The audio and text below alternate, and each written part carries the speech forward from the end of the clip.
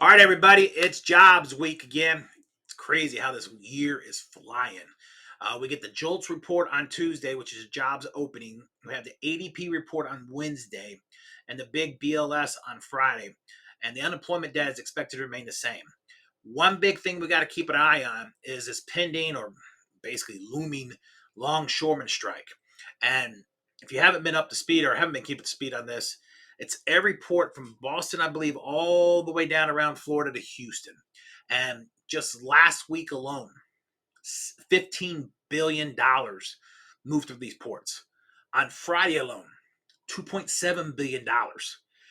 Once these ports shut down, it will have an inflationary impact on the economy. It's going to cripple the supply chain. So we need to keep a close eye on this to see how this hopefully gets resolved quick and doesn't drag out for weeks. Now, look back on last week. Excuse me. The global economy was impacted a little bit by the fact that China cut rates, and when China cuts rates, that is viewed as inflationary in the U.S. bond market. So it dragged down bond yields a little bit on Tuesday.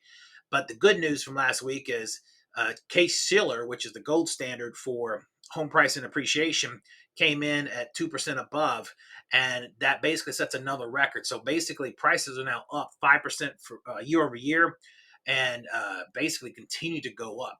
Now, as rates drop, there's reason to believe that as the rates drop, it'll bring the demand back into the market, and that's going to continue to push appreciation up. So keep in mind, mindful eye on that, but that's also a reason why we say date the rate, marry the house.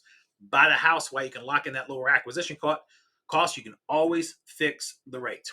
Now, going forward, or my fault, looking back real quick in the bond market, you can see how we've had a little bit of volatility. And that's typical after you had a Fed announcement one way or the other. And basically, we'll continue to see this side to side trade. Once we start getting this jobs data, it should come in and show some good news, and hopefully the bonds will respond to that accordingly. Because again, bonds respond to inflationary news and economic news, and how those bonds respond is what moves rates. So check everything out. If you have any questions, let us know. Have a great week.